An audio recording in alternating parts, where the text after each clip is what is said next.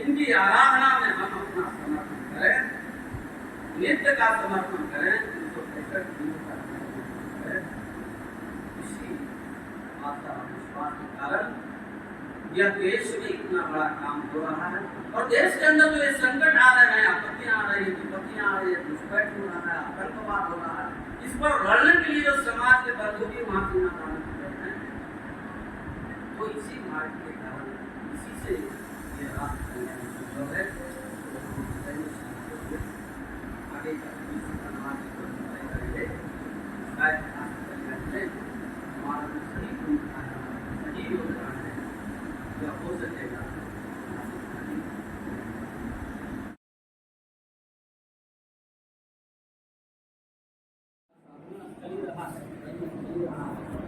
यहाँ तक कि अवतारों के चरण रज से भी प्रतिपादन बड़ा ही महत्व है, और आज के जीवन का भी बड़ा महत्व है।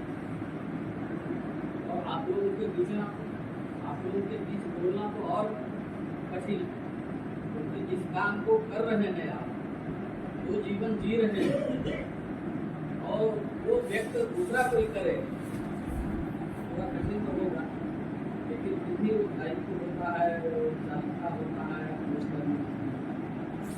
इसलिए मैं आज आप लोगों के बीच सब में खड़ा हूँ।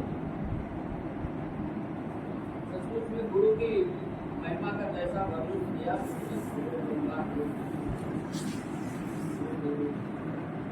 ये सब गुरु महिमा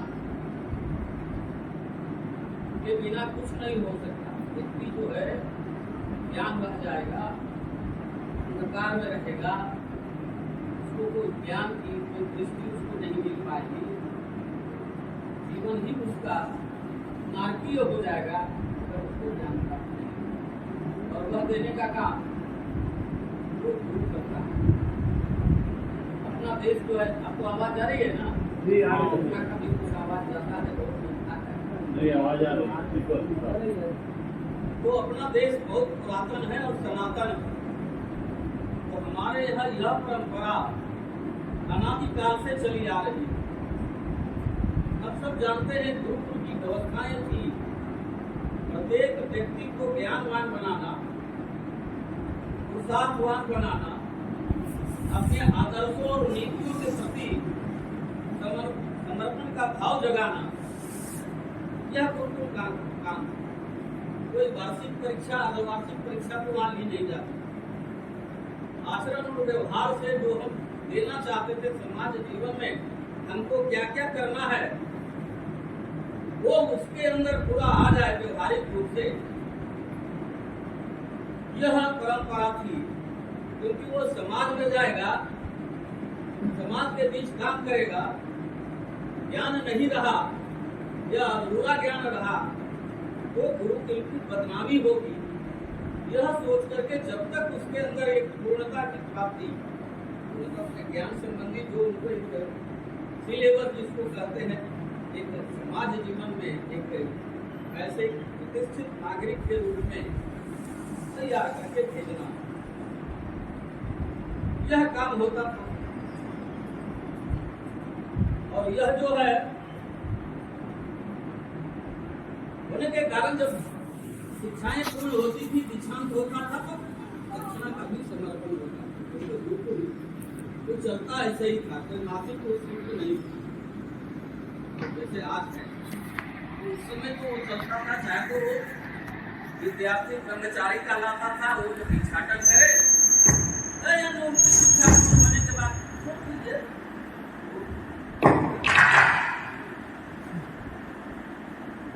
वो पूर्ण करे तो दक्षिणा करे।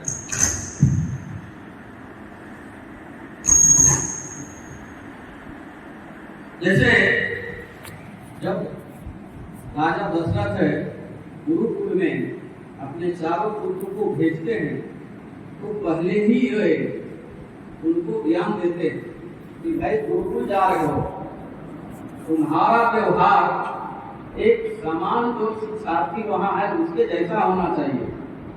ये नहीं कि तुम राजपुत्र हो, सारा वैभव तुम्हारे घर में है उस वैभव की चाह वहां मत करना, उन सुख सुविधाओं का ख्याल मत रखना। उनको वहां गुरु के निर्देशानुसार काम करना पड़ेगा, गुरुकुल की सफाई करना पड़ेगा, वनों में जाना पड़ेगा, लकड़ियां लाना पड़ेगा, गांवों में भी छाटन करना पड़ेगा, धूप और बरसात में छाते नहीं लगाना पड़ेगा।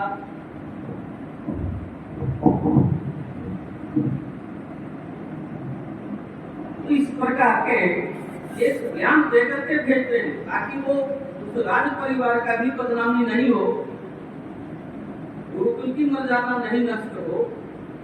इस सब प्रकार का उन्होंने कहा है भी भरत जी ने, इसमें कौन बड़ी बात है, भिक्षाटन करना रहेगा तो बड़ी माँ आने कौशल्या जी के पास में जाऊंगा तो पूरा धन दे देगी, इससे तो पूरे वर्षों तक चलेगा गुरुकुल।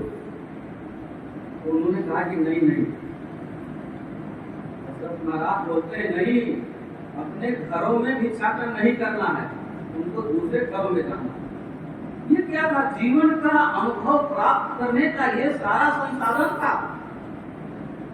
मानी भिखारी किस प्रकार से उसको अनुभव होता है, हमारे दरवाजे पर आता है, हम क्या सोचते हैं उसके प्रति, परिश्रम करना चाहिए, ये लकड़ी काट करके लाता है, उसका मूल्य हम क्या लगाते हैं। यह सब जीवन का व्यवहारिक अनुभव था। धूप में बरसात में छाते नहीं लगा, गरीब लोग को जिसके पास छाता नहीं कैसे रहता होगा, एक रात को कैसे समझेगा, उसको क्या पता है कि धूप की ताप जो है शरीर को कितना कष्ट देता है, वर्षा का आघात कितना चोट पहुंचाता है। ये कब अनुभव होगा, जब स्वयं वो भोगेगा। इसलिए ये व्यवहारिक एक परिपूर्ण जो जीवन दर्शन मानव का ये कराने का प्रयास, और भी वो सब करते थे जिससे गुरुकुल चला करते। तो ऐसी एक परंपरा अनादि काल से कई कथाएं हैं, आप लोग तो पढ़ाते नहीं होंगे, चाहे तो कथा हो चाहे रोनी की कथा हो, कहने की जरूरत नहीं आप जैसे लोगों के बीच में। लेकिन एक कथा तो जरूर है कि जब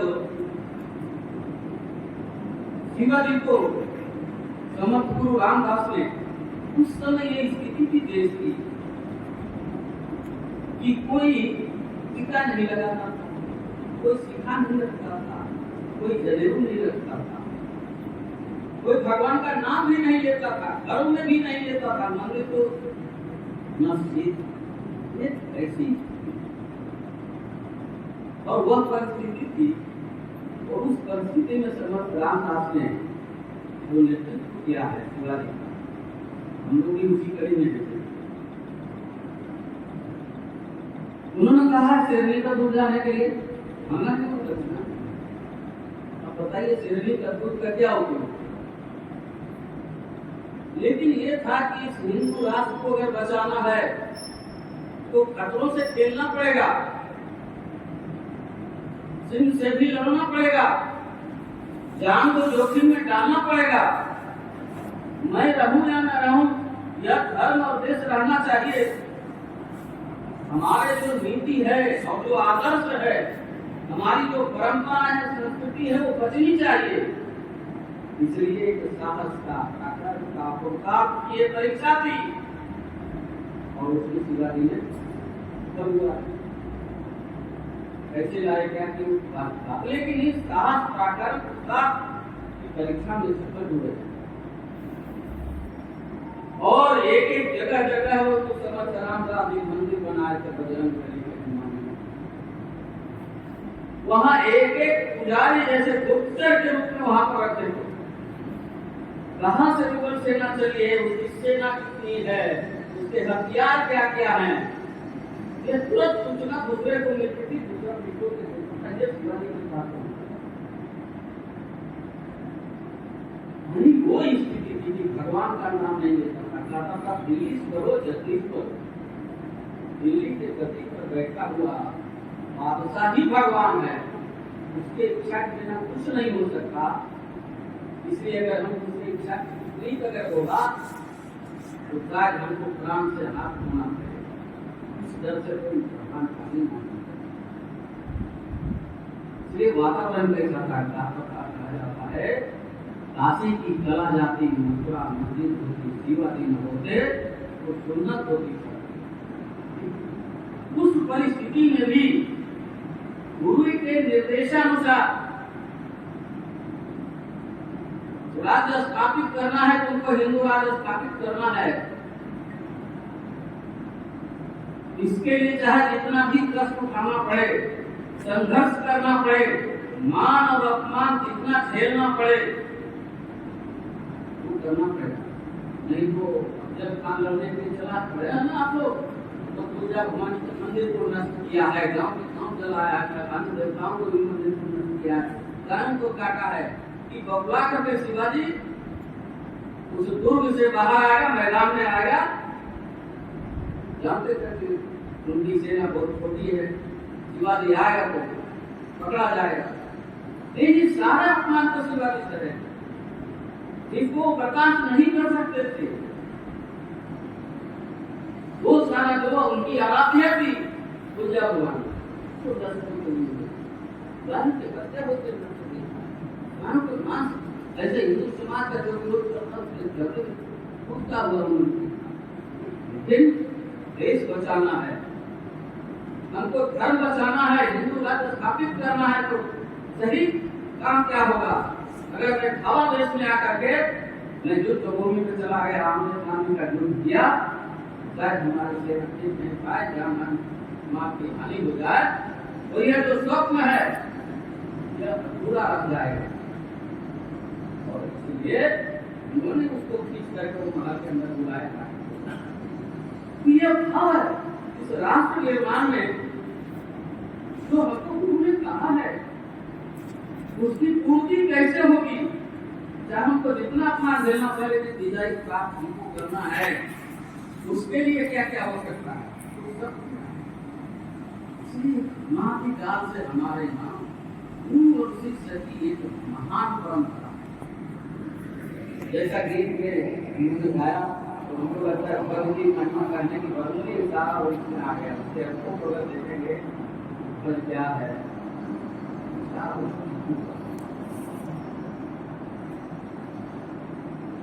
तो संघ के जो संस्थापक थे, जब संघ प्रारंभ हुआ तो इसी आधार पर हुआ।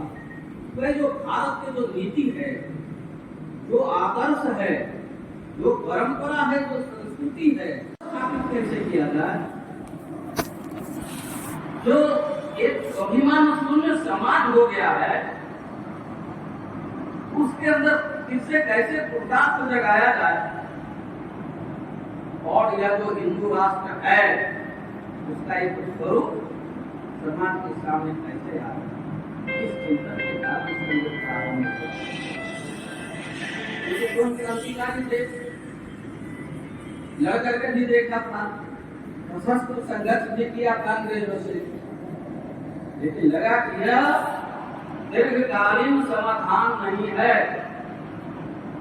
तो व्यक्ति के अंदर राष्ट्र भावना जगाना, राष्ट्र भक्ति की भावना जगानी है।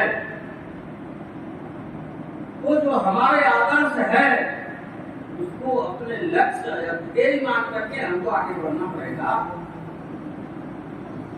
और इसीलिए संघ की स्थापना। अब संघ का काम कैसे चले, यह भी प्रश्न था। जब तक नागपुर के अंदर था तब तो कोई ज्यादा जरूरत नहीं पड़ती थी, यहाँ से वहां गए पैदल चले जाते थे। लेकिन नागपुर से जब बाहर जाने आवश्यकता पड़ी तो लगा भेद तो होना ही है ना, आप गाड़ी से जाएंगे या कुछ भी वाहन से जाएंगे, वहां कुछ कार्यक्रम होगा, अन्य कैसे उनको लगा कैसे होगा, क्या होगा? एक चिंतन चल रही थी, ऐसे प्रबुद्ध लोगों की बैठक चल रही थी। बड़े लोग ये होगा कि संघ का काम कैसे चलेगा। तो एक ने कहा कि रसीद छपवा लेंगे, कूपन छपवा लेंगे, ऐसे बड़े संक्रांत लोगों के पास जाएंगे कि भाई संघ का काम करना है, देश का काम करना है, तो आपका कुछ सहयोग चाहिए और सहयोग ले लेंगे। इसी से संघ का काम चलेगा। तो डॉक्टर जी ने पूछा, एक प्रश्न किया कि तुम अपनी बहन की शादी करते हो तो किसके किसके पास चंदा के लिए जाते हो? तो उन्होंने कहा, इसमें चंदा के लिए जाने की क्या बात है, वो तो अपना काम है ना, वो तो मेरा परिवार का काम है। हम 10 लाख 20 लाख की खर्चा करते हैं तो ये लगता है कि हम कोई किसी को दे नहीं रहे, अपने लिए कर रहे हैं, अपने परिवार के लिए कर रहे हैं। इसलिए मांगने की भी आवश्यकता नहीं है और यह भाव भी मन में नहीं आता है कि हम किसके लिए क्यों कर रहे हैं। तो डॉक्टर जी ने कहा कि संघ क्या है? कैसा संगठन है? उन्होंने कहा कि पारिवारिक संगठन है। जब पारिवारिक संगठन संघ है, जब संघ एक परिवार है, तो फिर हम इस काम के लिए क्यों दूसरे के पास मांगने के लिए जाएंगे? जैसे तुमको लगा कि मेरे परिवार का काम था, हम जितना भी खर्च करते हैं वो कम है, तो संघ को भी कहते हो कि पारिवारिक संगठन है, परिवार है संघ, तो यहाँ भी वही भाव रहना चाहिए ना। और इसलिए डॉक्टर जी को पहले सोचना क्या कि ये करना है, हमको श्रम करना है, तो सूचना किया कि भाई गुरु दक्षिणा का कार्यक्रम होगा। सब लोगों के मन में भी लगा था, जो अभी तक एक परंपरा है कि जो किसी संस्था के संस्थापक होते हैं वही उसके गुरु होता है। इसलिए सब लोग लगाते यार डॉक्टर जी ने क्रांतिकारी जीवन जिया, अन्य संगठनों में काम किया, इतना कठिन कमाया है, शरीर को मेहनत किया है, शादी विवाह नहीं किया, पूरा देश को जीवन समर्पित किया है, आज पूजन करने का अवसर आया। लेकिन जब डॉक्टर जी उस समय जब सब लोग आ गए, जैसे आप बैठे हैं पंक्ति में बैठ गए, ध्वज लगा, तो डॉक्टर जी ने ध्वज को प्रणाम किया, पूजन किया और जो भी उनके पास राशि था उसका समर्पण किया डॉक्टर जी। और उन्होंने कहा सब इसी प्रकार से सबको करना है। तो जितने भी स्वयंसेवक थे सब इसी प्रकार से पूजन किया। अन्य लोग फिर उनका उद्बोधन हुआ। इसके बाद वही संघ जो है तत्वनिष्ठ है, व्यक्तिनिष्ठ नहीं होगा। हमारा गुरु कोई व्यक्ति नहीं होगा, क्योंकि व्यक्ति स्खलनशील है, व्यक्ति में गिरावट आता है, इसलिए जीवित रहते उसका मूल्यांकन करना असंभव है। किस समय गिरावट आ जाएगी वो चर्चा का विषय हो जाएगा, तो हमारे लिए भी मान हानि का विषय बन सकता है। उसके कारण हमको लज्जा का भी अनुभव करना पड़ सकता है, समाज की भी अवहेलना झेलना पड़ सकता है अगर गुरु ने किसी भी समय कुछ गलत कर लिया।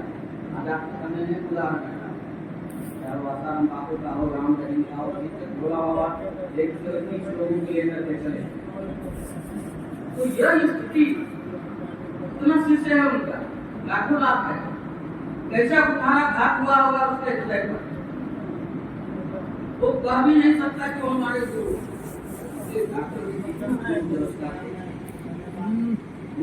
नहीं व्यक्ति परिस्थिति के कारण कभी गिरावट आ सकती है। इसलिए तत्व में कोई गिरावट नहीं आएगा। वह जो ध्वज है वो तत्व का प्रतीक है और तत्व ही का ही नहीं राष्ट्र का प्रतीक है। ये ध्वज क्या है? ध्वज के रेशे रेशे में इस देश का इतिहास, इस देश का साहित्य, इस देश का दर्शन, इस देश के महापुरुषों का बलिदान रेशे रेशे में समझ आता है। इस ध्वज की रक्षा करने के लिए लाखों लोगों ने बलिदान किया है, झुकने नहीं दिया है, गिरने नहीं दिया है, अपना प्राण न्यौछावर किया है।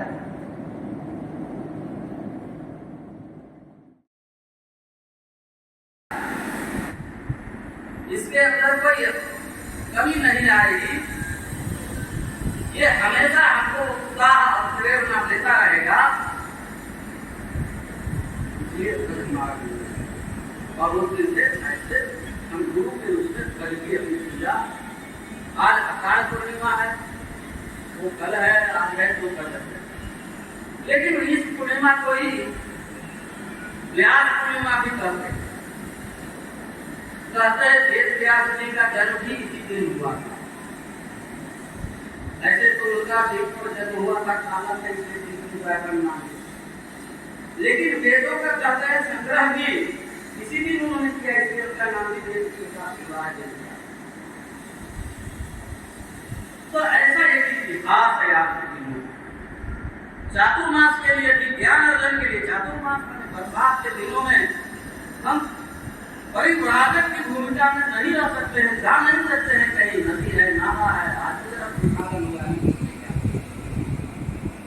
तो नहीं जा सकते हैं। तो आराधना, साधना, ज्ञान का उपार्जन एक स्थानों पर रह करके हम कैसे प्राप्त कर सकते हैं, इसके चातुर्मास की इस प्रकार से महान परंपरा ऐसे विद्वजनों को बचा करके रखा। उसके अंदर भी प्रेरणा दिया है। अपने समान शिक्षार्थी तैयार करने का एक भाव जो उनके अंदर था, तो अपने समान अनेक ऐसे विद्वजन तैयार किया है जो समाज का एक निर्देशन, समाज का मार्गदर्शन और समाज में जो तत्व ज्ञान है भारतीय जीवन मूल्यों का, उसको स्थापित करने का कार्य। तत्व का है। और इसीलिए हम लोग तो कहते हैं कि 1 घंटे की शाखा है, तो हमको 1 घंटे का जो हम समर्पण शाखा के लिए करते हैं, वह देश के लिए हम काम करते हैं।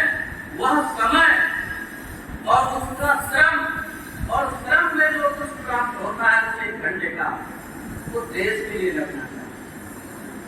तो 1 दिनों का समर्पण नहीं, तो 365 घंटों का समर्पण होना। 1 घंटा की कमाई का अधिकार जो उसी पर है। तो हम लोग सुना है ना, फोकस से और अमूल की कहानी राते दिन उन्होंने कहा कि नहीं, ये आपके कारण उसको प्राप्त हुआ है, इसलिए इस पर मेरा कोई अधिकार नहीं, ये आपका है। उन्होंने कहा कि नहीं, मैं तो संघर्ष तुम्हारे कारण किया, ये तुम्हारा है। उन्होंने कहा नहीं, मेरा दिन नहीं, मैं तो जितना चाहिए था तुमको उतना चाहिए। आप प्रलोभन दे करके हमको दिलाना चाहते हैं, अपने प्रस्त करना चाहते हैं, हमको धर्म और सत्य से दिलाना चाहते हैं। हमको मान लीजिए 100 ग्राम चाहिए, आप टन दे रहे हैं, तो खरीदना चाहते हैं आप। उन्होंने कहा कि नहीं, ये भाव नहीं है, मैं तुम्हारे कारण ये किया। तो ये कैसा समर्पण था, कैसा त्याग था।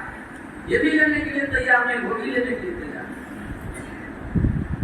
आज होगा तो क्या होगा, हम समझ सकते हैं। तो वो कटवा दिया। तो ऐसा एक समर्पण चाहिए कि जो हमने निष्ठा जो व्रत लिया है, उसकी पूर्ति के लिए जो हमने 1 घंटा समय दिया है, उसका सब कुछ उसका अधिकार है, इस राष्ट्र का अधिकार है इसको, और इसलिए उसका समर्पण जो भी हो, 12 दिन हो, 15 दिन हो, 18 दिन हो, ऐसा काल। नहीं तो लोग कहते हैं ना, ये भी एक आदर्श उदाहरण है कि आज के समय में जहां धन के लिए मारामारी है, वो देखा कि छोटे छोटे बात और उस समय प्रारंभ करके कुछ दिन की बात की, बाहर से 10 रुपया कर रहा है, 15 रुपया कर रहा है, 25 रुपया अपना देश से कर रहा है। उस समय कितना महत्व होगा उसका, उसमें वेतन भी नहीं मिलता था 10-15 रुपया। वो जो देखा उसको बड़ा आश्चर्य हुआ, फिर ये छोटे छोटे बालक लाया कहाँ से, और लाया बच्चों के लिए क्या होता है, वो कुछ न कुछ खा जाना, वो कहीं रास्ते में मिठाई खा जाए, फल खा ले, वो दबा नहीं रखता। और ये ध्वज के सामने जिससे उसको कुछ नहीं मिलना है,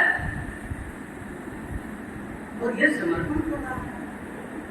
उन्होंने कहा हमको तो कहे शेर के हाथ में, शेर के मुंह में अपना हाथ डाल देने के लिए तो मैं डाल दूं, अगर कोबरा के भी दांत में अपना हाथ गड़ाने के लिए कहे तो मैं गड़ा दूं, लेकिन जेब से पैसा निकाल करके किसी को दे दूं, ये हमसे नहीं होगा। अभी तक उसका विचार ये था कि मैं यही सोच रहा था कि मैं ये कर सकता हूँ, जीवन को खतरे में डाल सकता हूँ, लेकिन धन का त्याग नहीं कर सकता। लेकिन हमारे सामने तो आज जो इतना उदाहरण हुआ कि मेरा हृदय परिवर्तन हो गया।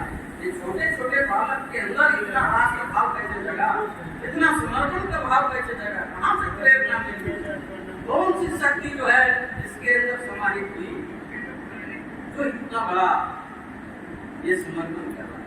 इसके बाद सोचना वो भी करना चाहिए। हमारे पास तो कोई कमी नहीं है। जब ये बच्चा देखा कोई कटे हाथ भी है,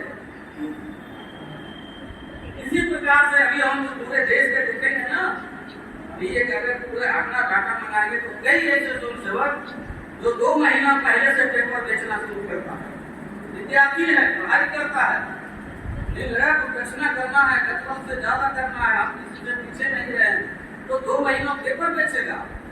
कोई 2 महीना वो स्टेशन के पास, बस स्टैंड के पास।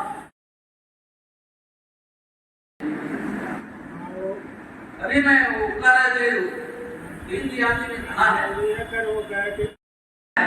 तो प्रारंभ में सारे लोग ध्येय निष्ठ रहते हैं, उनको अब तक ध्येय की ओर बढ़ना है ये ध्यान में रहता है। लेकिन जैसे जैसे समय बीतता है, बहुत सारे लोगों को उसमें भर्ती होता है, तो क्या होता है, व्यक्तियों का प्रभाव बढ़ने लगता है उसके अंदर। और जब व्यक्तियों का प्रभाव बढ़ने लगता है तो गुट का निर्माण हो जाता है, और गुट का निर्माण होता है तो ध्येय पीछे छूट जाता है, ध्येय समाप्त हो जाता है, और इसके कारण फिर धीरे धीरे जब आदर्श की आपकी समाप्ति हुई, ध्येय की समाप्ति हुई, नीति से भटके, समझिए उस संस्था पे क्या हो जाती है, समाप्त हो जाती है। इसलिए डॉक्टर जी ने व्यक्ति को नहीं बनाया, इसलिए व्यक्ति का कोई गुट नहीं बना, इसलिए तत्व को बनाया हो। तत्व के प्रति, ध्येय के प्रति जागरूक रहना है। हम नित्य स्मरण करेंगे इस राष्ट्र की आराधना को, हम नित्य गुनगुनाएंगे, दोहराएंगे, उस चरित्र को अपने जीवन में उतारने का प्रयास करेंगे।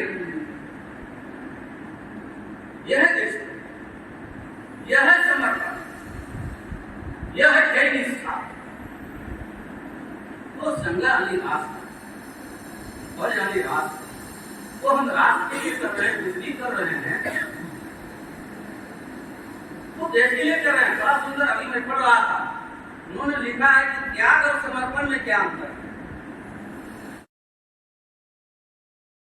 हम लोग भी हैं यहाँ पर, प्रबुद्ध लोग बैठे हैं, उन्होंने कहा है त्याग और समर्पण के भावात्मक अंतर बहुत बड़ा है। देखने में तो दोनों कुछ समान लगता है, त्याग माने भी देना और समर्पण माने भी देना, ये समानार्थी है। लेकिन जब भावों का चिंतन जब करते हैं तो बहुत बड़ा अंतर है। उन्होंने कहा कि त्याग का अर्थ है कि जो हमारे पास है वो मैं किसी को दे रहा हूं, तो क्या है त्याग। लेकिन जो न भी हो तो ये लगता है त्याग में कि मैं किसी को कुछ दिया हूं, किसी को सहयोग किया हूं, किसी को परोपकार किया हूं, यह एक भाव आता है त्याग में। चलो ये विपत्ति में ना मैंने दिया, इसका काम हो गया, या भाव में था इसका काम हो गया, गरीब विद्यार्थी का दे दिया पढ़ने के लिए, चलो इसकी पढ़ाई की। यह त्याग नहीं तो भाव है, इसलिए इसमें क्या है, अहंकार की संभावना नहीं रहती है। मैंने दिया, मेरे कारण इसका ये काम हो गया, यह अहंकार है। उन्होंने कहा समर्पण अपने ध्येय के प्रति होता है, अपने निष्ठा के प्रति होता है। वो लगता है कि ये तो मेरा है ही नहीं, तेरा तुझको अर्पण, ये तो सब तेरा है, मैं तो तुझको अर्पित कर रहा हूँ। तो भगवान और देता तो और अर्पित करता है, इसलिए गीत गाता है, और या जीवन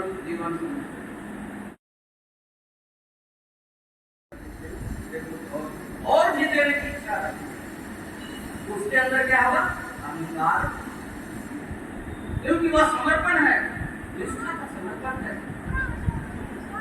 उस ध्येय के प्रति समर्पण है। इसलिए वहां पर कोई अहंकार नहीं, किसी को दिया ऐसा नहीं, किसी पर उपकार किया ऐसा नहीं है। ये तो उसी का था और उसके लिए मैं कर रहा हूँ, उसके लिए तो बहुत छोटा है, इसलिए अहंकार लेस मात्र, ये अंतर है। तो ये बड़ा अंतर है, शब्दों में कुछ नहीं, भगवान जो हम को देते हैं वो दया है। हमारे काम करने की जो हम प्रार्थना करते हैं भगवान से कि हम भगवान हमारे अंदर क्या कमी है, कमी है, बेटा की कमी है, कमी है, क्या कमी है, जो हम भगवान से मांगते हैं, प्राप्त करते हैं, क्या है वो मिल जाता है हमको, ये दया है।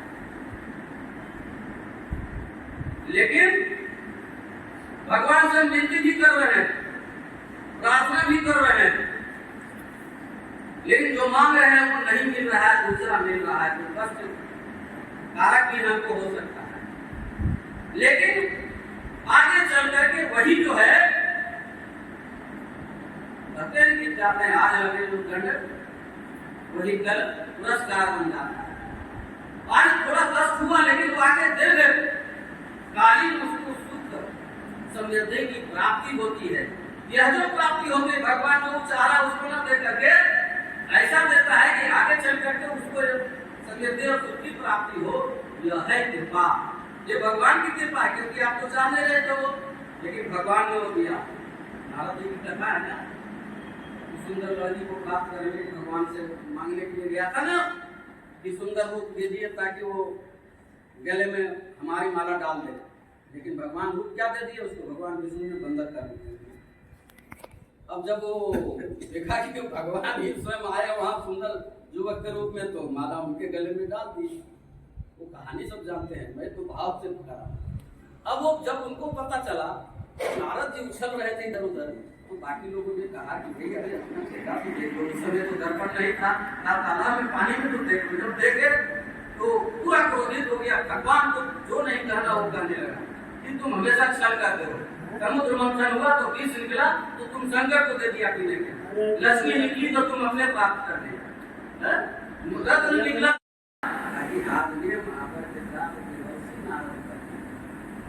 ये है कृपा। जो चाहता तो नहीं मिला, लेकिन जो मिला वो दीर्घ काल में वो उसके लिए आदरणीय हो गया, हो गया। तो ये है समर्पण, ये है भक्ति। इसीलिए आज हम लोग जाके पद की रंग महिमा परंपरा जानते हैं, तो आया क्या रंग क्या है, सूर्य के समान का क्या है कि जैसे ही उदित होता है तो अंधकार दूर,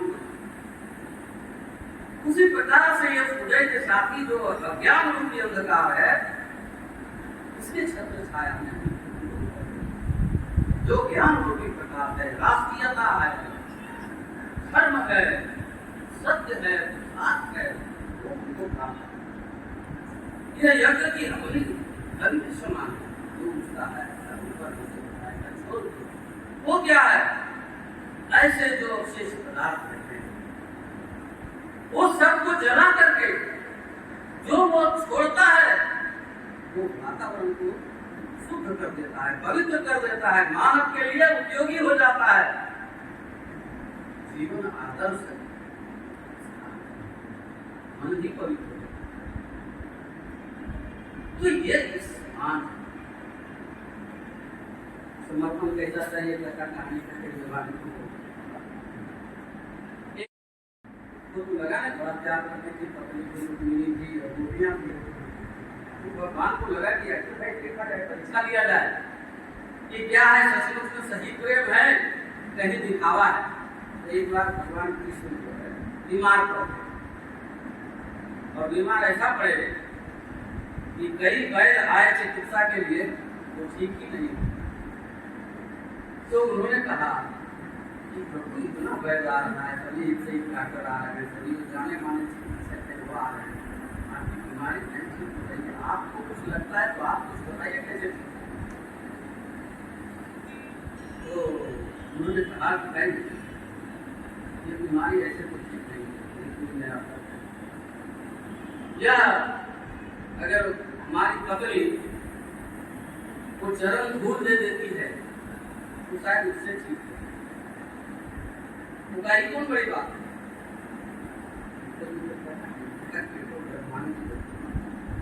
वो गए हैं भगवान की बीमारी की दवा तो है, आपका चरण का धूल है, विशेष वर्णन नहीं कर रहा हूँ। उन्होंने कहा है कि ये जो है यही दवाई है।